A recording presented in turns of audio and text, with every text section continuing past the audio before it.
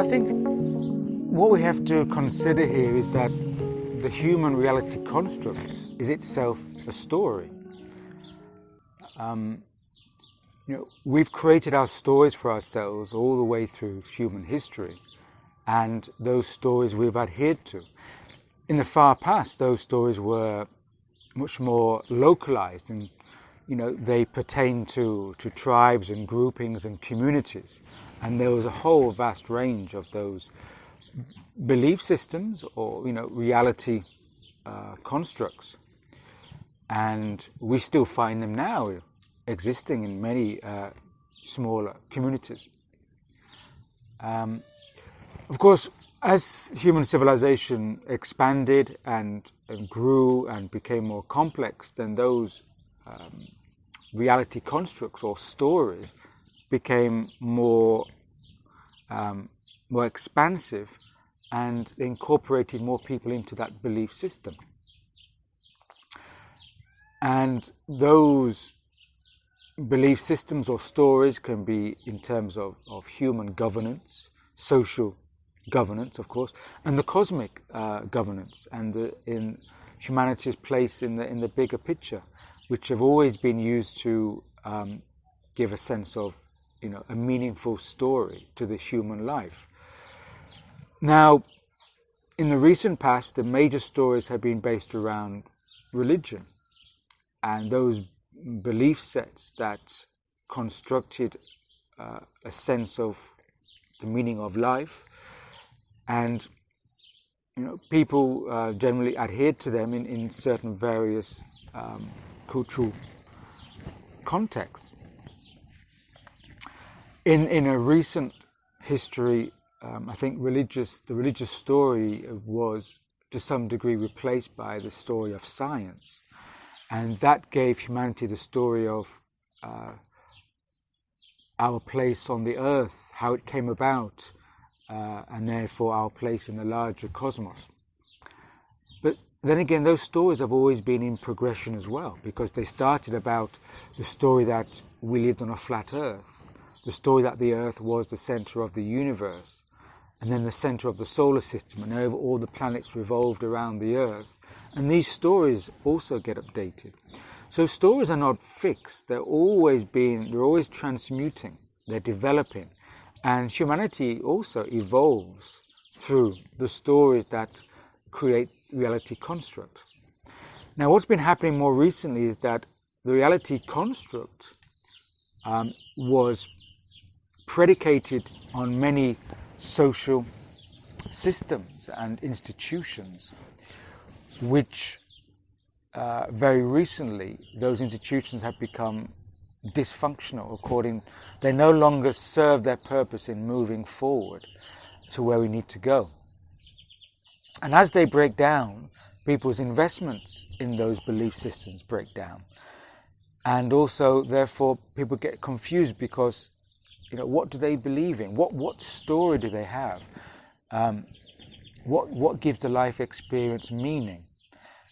And the situation now is that, we're lacking meaningful stories to frame the human life experience. And more recently, especially in the last 12 months or so, that this vacuum, this space where our stories are no longer providing meaning, other forces are coming in to occupy those spaces. And my sense is those forces are trying to establish new reality constructs that therefore those forces that create those stories will therefore have certain control and management over people. And most recently, those stories have involved forms of power that I've recently termed, looking at forces of biopower, biopolitics, biosecurity, biocapitalism. And those forces are trying to create stories that not only manage the external physical world, but also are increasingly intruding upon the inner world of the human being. And for a long time, we've had social conditioning of how we think of, those paradigms of thought that we take on board. But not only are there now patterns of the management of human consciousness, but also intervention into the human physical body. That can be intervention in terms of medical, pharmaceutical practices and narratives of pharmaceutical intervention, as well as, the genetic sciences, the narratives of redesigning the code of the human being, and also interventions in implants and medical devices to hybridize the human being.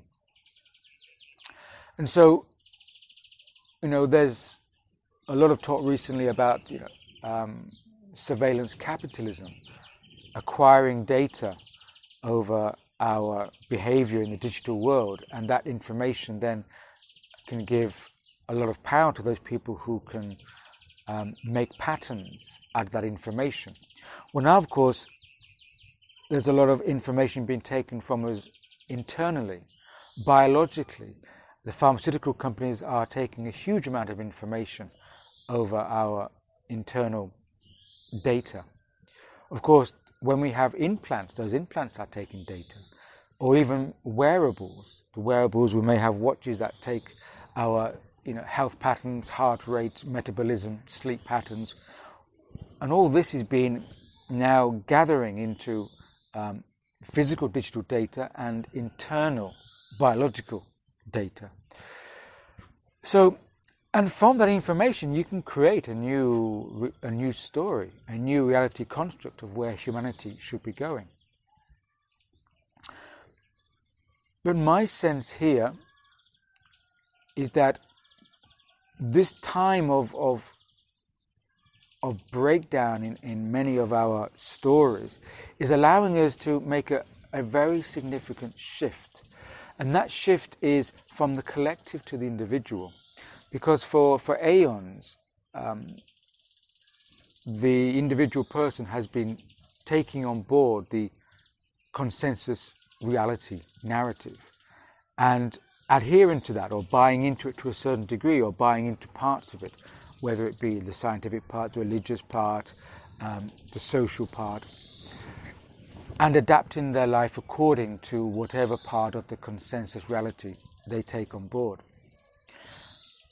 What I sense we need now, though, is to turn the tide, and instead of receiving from the collective narrative story, we need to actually develop and individualize our own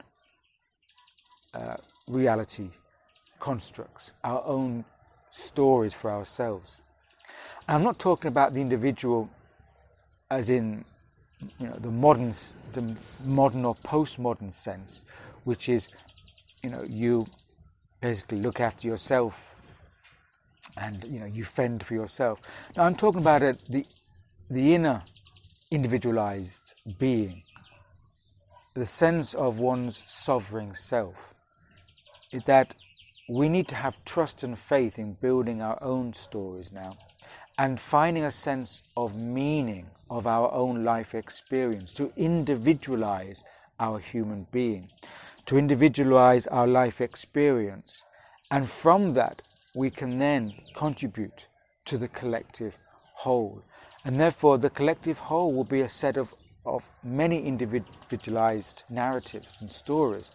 But when you get to the state of trust in your own individual self, you then have the respect and the conscious awareness of our fellow human beings. So it's not about trying to compete with our different reality stories, but it's about living in unity through our individualized selves, but in a collective unity.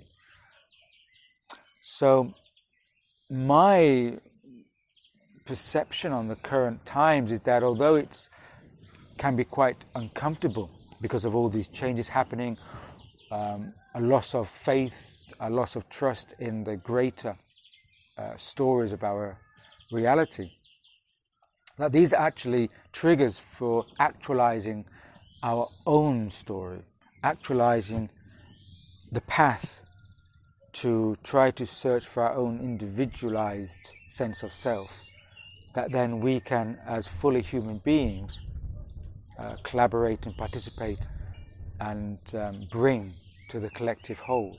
So the story now is not about trying to socially manage the populations, not to try to have power over disciplinary bodies and the way we think, the human consciousness, to gain domination over our human bodies through data collection and through intervention into the human body.